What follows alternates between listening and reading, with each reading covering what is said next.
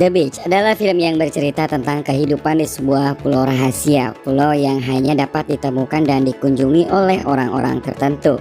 Di pulau tersebut tinggal sebuah komunitas kecil yang hidup sebagai bentuk pelarian dari kehidupan perkotaan yang membosankan. Dan suatu hari seorang petualang bernama Richard merasa penasaran dan mencari-cari di mana pulau rahasia itu berada. Baiklah guys, seperti biasanya jauhi keramaian, pasang headsetnya, dengarkan baik-baik, dan ini dia cerita The Beach tahun 2000.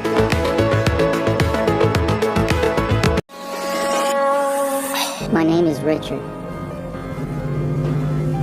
Di awal film diperlihatkan tentang kunjungan wisata Richard ke Bangkok, kota yang menjadi surganya para wisatawan, sekaligus gerbang menuju Asia Tenggara dengan sejuta pesona dan juga beragam sajian keindahannya. Di setiap kunjungannya ke negara manapun itu, si Richard ini selain menikmati keindahan, dia juga tertarik dengan berbagai hal unik dan ekstrim. Seperti saat sedang jalan-jalan di pasar, dia sempat mampir untuk mencoba meminum darah ular yang ditawarkan salah satu penjual di sana. Setelah itu, ia pun akhirnya mencari salah satu penginapan. Di saat istirahat, tiba-tiba si Richard ini dikagetkan dengan suara teriakan sampai kamarnya ditendang-tendang. Bukan itu saja, sewaktu Richard menoleh ke atas, sebuah kepala sudah nongol di ventilasi. Orang itu kemudian memanggilnya dan mengenalkan dirinya. Sembari menikmati satu linting daun kenikmatan bersama-sama, si Davi ini pun mulai membicarakan sebuah pulau rahasia yang hanya bisa dikunjungi oleh orang-orang tertentu. Dia juga menjelaskan kalau pulau tersebut punya pemandangan yang indah dan juga pantai yang benar-benar sangat mempesona. Richard yang memang beranggapan bahwa realita tidak sesuai dengan ekspektasi hanya menganggap Davi ini orang yang setengah sinting. Esok harinya, saat Richard pulang dari luar, tiba-tiba ia menemukan surat terletak di pintu kamarnya. Saat dibuka, ternyata isi surat itu adalah peta. Richard yang memang kebingungan dan penasaran tentang peta itu akhirnya berniat untuk menanyakan kepada si Davi. Namun secara mengejutkan di sana ternyata Davi mati bunuh diri. Untuk membuktikan kebenaran ceritanya serta kebenaran peta itu, akhirnya ia pun mengajak salah satu pasangan turis di sebelah kamarnya untuk pergi bersama dan mencari sensasi liburan yang berbeda. Dari situlah awal perkenalan Richard, Etty, dan pacarnya yaitu Francois. Setelah bertanya-tanya dan membeli tiket, mereka bertiga akhirnya berangkat. Jarak yang sangat jauh membuat mereka harus berpindah-pindah transportasi dari mulai kereta, kapal, dan yang lainnya. Dan singkat cerita, sampailah mereka di salah satu pantai wisata. Di sini Etin menjelaskan kalau perjalanan selanjutnya akan dilakukan esok hari. Namun ada satu masalah, kalau perahu yang mereka sewa besok tidak bisa langsung mengantar ke tempat tujuan karena pulau itu adalah Taman Nasional Thailand dan dilarang untuk dikunjungi. Tapi walaupun begitu, mereka akan diantar ke pulau yang ada di sebelahnya, dan karena memang jaraknya dekat, Etin pun langsung menyarankan untuk berenang dari pulau itu.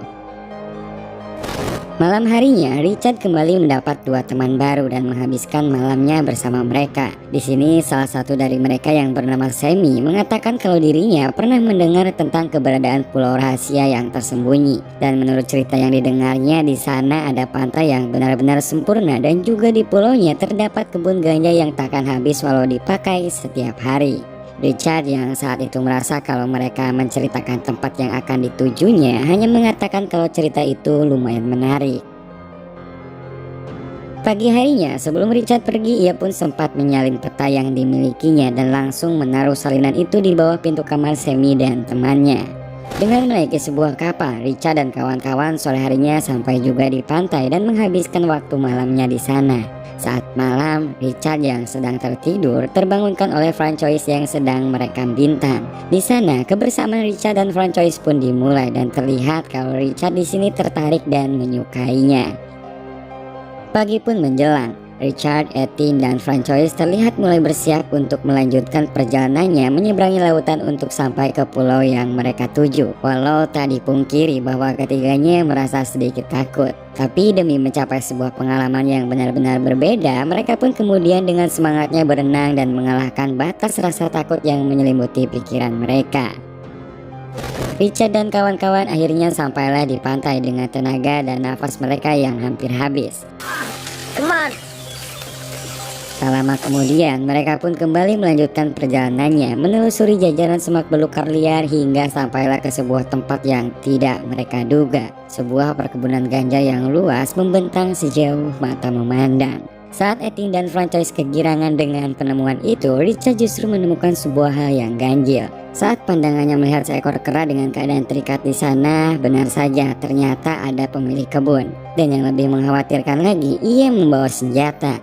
Kekhawatiran semakin bertambah saat si pemilik kebun terbangun. Namun beruntung, akhirnya teralihkan oleh kedatangan penjaga yang muncul dari tempat lain.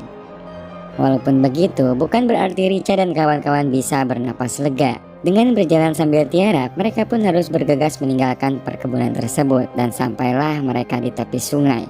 Richard yang merasa keadaan sudah aman memutuskan untuk kembali melanjutkan perjalanan dengan mengikuti sungai yang ada di sana. Namun perjalanan tersebut harus terhalang oleh sebuah air terjun yang cukup tinggi. Richard dan kawan-kawan sangat bingung dengan apa yang akan mereka lakukan selanjutnya, sehingga membuat Richard dan Etin saling menyalahkan satu sama lain. Namun di saat itu, Francois seketika saja melompat, tubuhnya melayang dan akhirnya jatuh tepat di dasar air terjun. Richard dan Etin pun kaget, namun setelah mereka melihat Francois selamat, mereka pun akhirnya menyusul.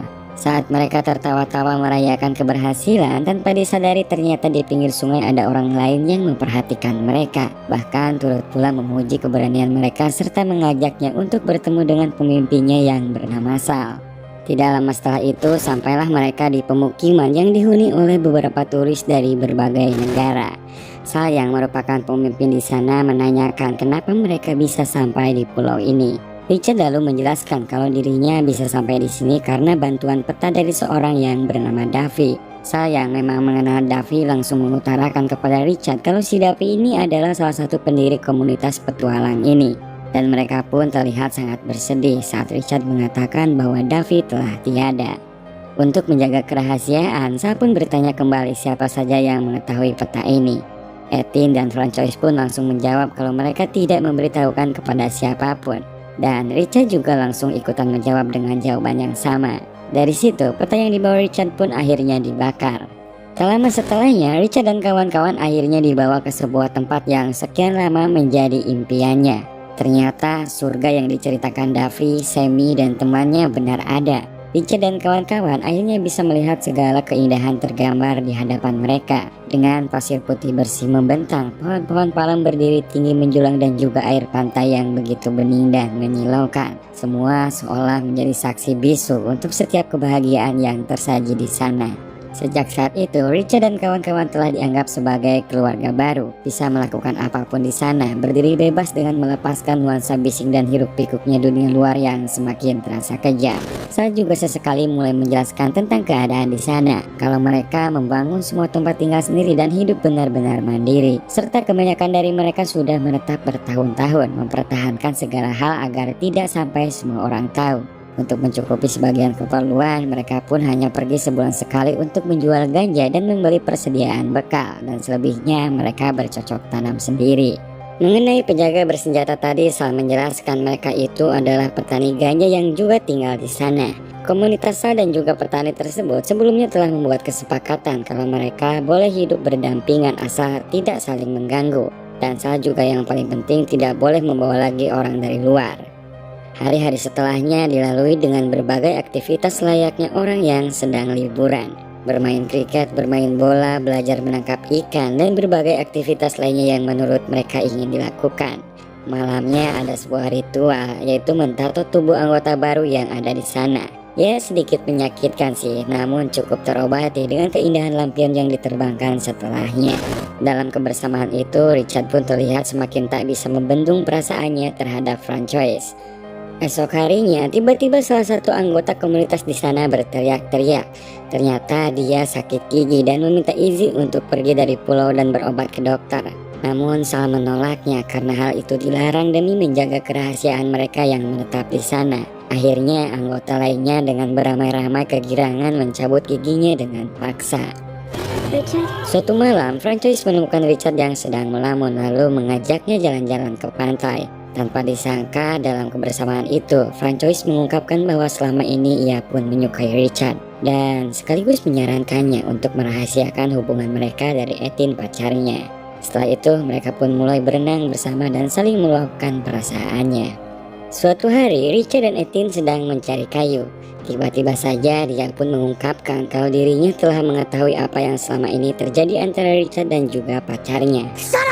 Awalnya Richard pura-pura nggak ngerti dengan apa yang dibicarakannya. Dengan sedikit emosi ia pun langsung membentak dan mengatakan kalau semua orang sudah pada tahu.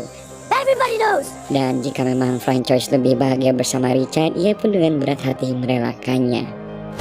Sejak saat itu hubungan mereka pun sudah tak lagi mereka sembunyikan. Seperti ketika mereka berada di pantai menunggu hujan untuk mencari ikan. Etienne lebih memilih sendiri sambil berusaha merelakan pacarnya yang kini bersama temannya. Karena waktu semakin sore dan hujan yang gak tahu kapan redanya, akhirnya Richard pun di sini memutuskan pergi mencari ikan seorang diri. Sampai ketika ia berada di tengah, Richard melihat Francois memanggilnya dan berikutnya disusul juga mereka yang ada di sana. Richard yang menyangka bahwa Francois mengkhawatirkannya terlihat sangat senang, tapi ternyata seekor hiu justru melaju ke arahnya. Untunglah dengan keberuntungan yang berpihak padanya, hiu tersebut bisa dikalahkan dan setelah itu Richard pun menceritakan pengalaman tersebut pada anggota-anggota lainnya. Suatu hari Sal mengungkapkan bahwa persediaan beras telah habis dan sudah saatnya salah seorang di sana belanja bahan pangan ke pusat perbelanjaan. Richard yang mendapat tugas belanja bersama Sal kemudian mulai menanyai satu persatu orang yang ada di sana. Ada yang menitip beli sabun, obat-obatan dan barang kebutuhan lainnya. Bahkan ada juga yang minta dibelikan coklat. Ya wajar-wajar aja ya guys, karena dalam satu bulan hanya sekali mereka bisa mendapatkan barang-barang yang mereka butuhkan dari dunia luar. Sampai pada orang yang terakhir yaitu pacarnya Sal yang bernama Bugs. Tanpa basa-basi dia langsung memeras senjata pamungkas Richard dan langsung mengungkapkan supaya menjaga barangnya tersebut. Richard yang paham karena memang dia akan pergi berdua bersama Sal hanya bisa terdiam sambil meringis kesakitan. Saat berbelanja mencari barang-barang pesanan temannya, Richard akhirnya menyadari bahwa dirinya sangat merasa tidak nyaman dengan dunia luar yang penuh hiruk-pikuk dengan segala bentuk kebisingan. Hingga akhirnya Richard sadar kenapa sampai sedemikian ketatnya peraturan di komunitas yang tidak boleh memberitahukan tentang keberadaan tempat tersebut pada orang lain. Semua itu agar mereka tidak merusaknya dan agar tetap terjaga alami. Saat sedang menikmati minuman dan bersantai di sebuah bar, tiba-tiba Sammy dan teman-temannya datang menghampiri. Richard yang memang saat itu bersama Sal tentu saja kaget, apalagi mereka mulai menanyakan tentang peta yang pernah Richard berikan waktu itu. Richard yang tak ingin Sal tahu tentang semua itu akhirnya berbohong dan mengungkapkan bahwa peta itu palsu. Namun Sammy yang tetap penasaran terus menanyakannya sampai Richard menjadi emosi dan memarahi mereka. Saat setelah mereka pergi, Sal pun langsung menanyakan tentang kebenaran tersebut dan Richard pun jujur memang saat itu pernah memberikan peta pada mereka. Untungnya saat itu Sal hanya menasihati Richard supaya hal ini dirahasiakan dari para anggota lainnya. Malamnya di peristirahatan Sal rupanya penasaran dengan Richard, begitu juga dengan sebaliknya. Karena ya memang momen mendukung, terus habis minum-minum ya cocok lah. Apa yang ditakutkan Bugs ternyata terjadi juga. Mereka pun dengan nafsunya melampiaskan semua rasa penasarannya di tempat itu. Setelah dirasa barang belanjaan mereka cukup, Richard dan Sal pun lantas kembali ke pulau dengan mengandalkan sebuah perahu. Sampai di sana Richard terlihat membagikan berbagai pesanan pada orang-orang dan hal itu tentu saja membuat yang ada di sana merasa bahagia. Dan giliran yang terakhir Richard menemui Francois untuk memberikan kamera sekali pakai. Sayangnya Francois justru marah dan cemburu dengan kebersamaan Richard bersama Sal, apalagi di saat dia tahu dari temannya bahwa Sal terlihat menyukainya. Namun beruntung Richard berhasil merayu kembali dan meyakinkan Francois kalau yang ia pikirkan tak pernah terjadi. Suatu hari saat keadaan sudah kembali seperti biasa, Stan dan Kristo diketahui telah diserang seekor hiu saat mencari ikan. Dalam keadaan itu Stan mengalami keadaan yang sangat parah dan tak tertolong sampai akhirnya ia meninggal. Lagi-lagi demi kerahasiaan, Kristo tidak bisa mendapat pertolongan dari luar selain dengan mereka mengobatinya di sana. Namun keadaan yang selalu uring-uringan dan juga tidak kunjung membaik, mereka pun semua akhirnya sepakat untuk membuang Kristo dan meninggalkannya di luar. Sementara Etienne yang tidak tega melihatnya berusaha untuk meyakinkan agar mereka membawanya ke rumah sakit. Namun sia-sia saja, mereka tidak memperdulikan dan terpaksa Ethan menemani Kristus seorang diri yang sekarat berhenti tak henti menahan rasa sakit. Esok harinya Sal mengajak Richard untuk pergi ke sisi pantai. Ternyata Sammy dan teman-temannya terlihat berada di pulau seberang. Sal yang tidak ingin komunitas mereka menjadi publik menyuruh Richard supaya menunggu di tempat tersebut, sekaligus menyuruhnya merampas peta yang membawa mereka ke pulau ini. Saat sedang kebingungan dan sendirian, malam harinya Francois tiba-tiba mendatangi Richard dan langsung marah-marah. Ternyata sepulangnya dari pantai, Sal berbicara kepada semua orang kalau Richard pernah meniduri Sal ketika mereka pergi keluar pulau. Richard pun di sini terdiam dan tak bisa menjawabnya. Hari pun berlalu, Sammy dan teman-temannya terlihat masih berada di seberang bersantai, bercanda dan bermain bersama teman-temannya. Berbeda dengan Richard yang sudah merasa bosan menunggu mereka. Akhirnya ia pun mulai membuat sibuk dirinya dan mulai berkeliaran di hutan melakukan apapun sesuka hatinya. Berhari-hari rasa bosan itu kembali muncul dan membuatnya mencari kesenangan yang lebih ekstrim, seperti bermain-main dengan petani ganja yang ada di sana. Seminggu berlalu, Richard kini semakin melupakan komunitasnya dan juga mulai lupa akan siapa dirinya. Mulai melakukan hal gila, membuat jebakan, merasa dirinya penguasa hutan. Saat Sammy dan kawan-kawan menyeberang, Richard segera memperhatikan mereka dengan kembali menuju padang ganja. Namun di sana sekelompok petani langsung memergoki Sammy dan karena mereka panik, akhirnya mereka pun dihabisi. Richard yang melihat itu mulai tersadar dan pikirannya mulai kembali jernih, apalagi ketika ia melihat kematian tepat berada di depan matanya. Ia pun sontak langsung lari menyelamatkan diri. Beruntung dia tidak tertangkap karena salah satu petani yang mengejarnya termakan jebakan yang pernah dibuat Richard sebelumnya. Menyadari kini petani telah terusik dan dirinya tak ingin bernasib sama dengan Sammy, akhirnya Richard pun kembali ke pemukiman menemui Francois dan mengajaknya untuk pergi dari tempat itu. Sementara Ethan yang berada di hutan awalnya sempat menolak ikut karena kasihan terhadap Kristo yang keadaannya sudah sangat parah. Namun karena gak ada pilihan lain, akhirnya Richard menyarankan mereka berdua untuk menunggunya di perahu. Sedangkan dirinya dengan berat hati akhirnya mengakhiri penderitaan Kristo dengan cara membungkam dan membuatnya kehabisan nafas. Namun sangat disayangkan saat keluar dari tenda, Richard tiba-tiba dipukul dari belakang dan ketika terbangun ia pun telah berada di pemukiman bersama seluruh anggota komunitas yang disekap para petani.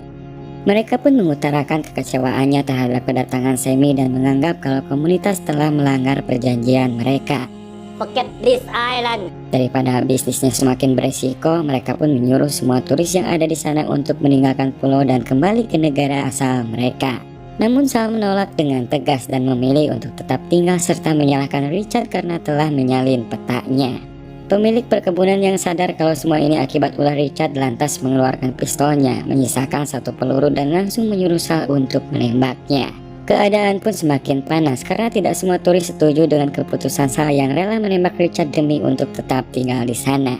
Dalam keadaan itu, Richard pun mengungkapkan kekesalannya dan mengutuk tindakannya. Sal yang memang berharap semuanya berakhir dan hidup kembali normal seperti biasanya, akhirnya ia pun memutuskan langsung menarik pelatuknya. Beruntung ternyata pelurunya tidak keluar. Dan karena kejadian itu ternyata membuat para anggota ketakutan dan memilih untuk pergi. Jadi sekarang tinggal salah seorang diri yang memilih tetap bertahan di sana karena kecintaannya sudah benar-benar tertanam untuk pulau itu. Singkat cerita, pulau impian itu pun mereka tinggalkan. Para penghuni komunitas satu persatu kembali ke tanah tempat tinggal mereka masing-masing untuk menjalani kembali hidup normal seperti orang-orang pada umumnya. Sebagai penutup, keinginan yang dimiliki manusia tidak akan pernah ada batasnya. Mereka akan terus mencari hal yang lebih dan bahkan lebih lagi. Biarpun demikian, hanya ada satu tempat saja yang menjadi akhir dari sebuah petualangan dan tempat itu adalah rumah. Semoga kalian terhibur dan suka dengan ceritanya. Terima kasih banyak buat kalian semua yang udah subscribe dan juga selalu nontonin video-video di channel ini. Ditunggu komen-komen kalian ya guys, dan sampai jumpa.